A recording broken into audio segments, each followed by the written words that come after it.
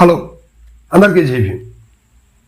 ఉమ్మడి గుంటూరు జిల్లా అంటే ప్రస్తుతం పల్నాడు జిల్లాకు చెందినటువంటి కీలకమైనటువంటి నియోజకవర్గం వినుకొండ నియోజకవర్గం. గతంలో 2 సార్లు ఎమ్మెల్యేగా పనిచేసినటువంటి వ్యక్తి జీవి ఆంజనేయులు గారు ప్రస్తుతం ఇప్పుడు మరలా అంటే 2019 నుంచి 2024 వరకు ఇక్కడ వైఎస్ఆర్సీపీ నుంచి వల్లా బ్రహ్మనాయుడు గారు వైఎస్ఆర్సీపీ నుంచి గెలిచి ఎమ్మెల్యే అయ్యారు. ఆ తర్వాత మరలా గతంలో 2 సార్లు పనిచేసినటువంటి జీవి ఆంజనేయులు గారు ఇప్పుడు అక్కడ ఆయన ఎమ్మెల్యేగా కూటమి ప్రభుత్వంలో ఉన్నారు. ఆయన 3 సార్లు పార్టీ కోసం ఉన్నప్పుడు ఒకసారి ఓడిపోయినప్పుడు కూడా ఆయన మంత్రి పదవి దక్కలేదు. సో తెలుగుదేశం పార్టీలో కొంత అసంతృప్తి అయితే ఆయన వర్గీయుల్లో కనిపిస్తూ ఉంది.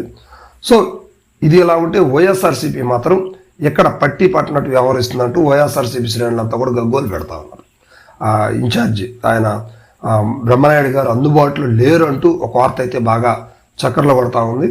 అదేనంటే ఇద్దరు ఒకే సామాజిక వర్గానికి చెందిన వాళ్ళు కనుక సర్దుకుపోతున్నారు, కలిసిపోతున్నారు అనే వార్తలు కూడా గతంలో కొన్ని పత్రికల్లో రాయడం జరిగింది. సోషల్ మీడియాలో కూడా బాగా ఈ వార్త వైరల్ అయిందనమాట. సో ఇలాంటి పరిస్థితులు మరి వైఎస్ఆర్సీపీకి అక్కడ బలం ఉందా లేదా అంటే వైఎస్ఆర్సీపీకి పూర్తి స్థాయిలో బలం తగ్గుతుందనే వాదన అయితే వైఎస్ఆర్సీపీ కార్యకర్తల శ్రేణుల నోట్లే ఈ మాట వినిపిస్తూ ఉంది.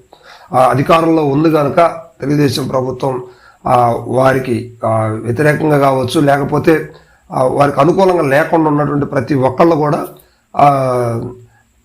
వైఎస్ఆర్సీపీకి సపోర్ట్ చేసే పరిస్థితి లేదనమాట. ఎందుకంటే తెలుగుదేశం పార్టీకి సంబంధించి అక్కడ ఎమ్మెల్యే గారు ఉన్నారు, అందరిని కలుపుకుపోయే పరిస్థితులు ఆయన కనిపిస్తున్నాడు.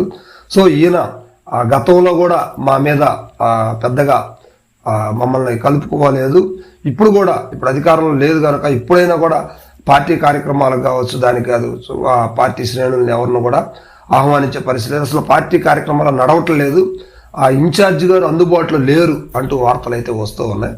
అయితే మొత్తానికి వైఎస్ఆర్సీపీ మాత్రం అక్కడ కొంచెం ఇబ్బందికరమైన పరిస్థితి అనే చెప్పుకోవచ్చు.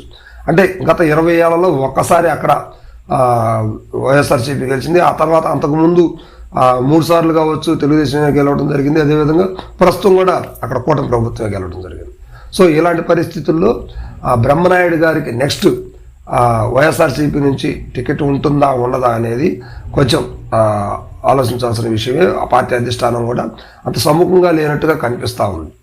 సో ఇక ఇప్పుడు వినుకొండలో బలమైనటువంటి వర్గం, బలమైనటువంటి వ్యక్తిగా జీవి ఆంజనేయులు గారు బాగా పాతుకుపోయినారు. అంటే వయసులో కొంచెం పెద్దవాడైనప్పుడు కూడా ఆయనకి పార్టీలో కావచ్చు, హెడ్ క్వార్టర్ వినుకొండలో కావచ్చు, మంచి అండదండలతో కూడినటువంటి ఒక టీము సపోర్టు అనేది బలంగా కనిపిస్తూ ఉంది. సో ఇలాంటి పరిస్థితులు వైఎస్ఆర్సీపీ అక్కడ తట్టుకుంటుందా లేదా అనేది మాత్రం కొంచెం వెయిట్ చేయాల్సిన పరిస్థితి.